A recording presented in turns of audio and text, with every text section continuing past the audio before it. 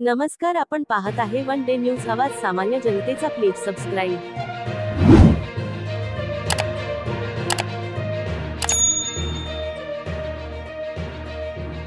बदलापूर प्रकरणात आरोपी अक्षय शिंदेला फाशीची शिक्षा द्या.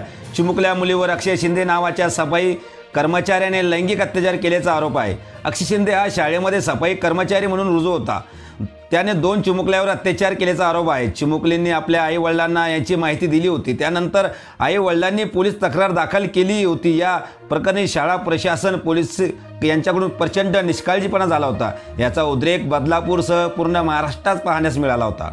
अशातच लोकशाहीर साहित्यरत्न डॉक्टर अण्णाभाऊ साठे यांचे नातू एबीएस क्रांती फोर्सचे राष्ट्रीय अध्यक्ष सचिन साठे, एबीएस क्रांती फोर्सचे प्रदेश अध्यक्ष बालासाहेब गडकर काका यांच्या आदेशानुसार डॉक्टर अण्णाभाऊ साठे क्रांती सेना एबीएस क्रांती फोर्स तालुका घनसावंगी जिल्हा जालनाच्या वतीने निवेदन देऊन निषेध व्यक्त करण्यात आला.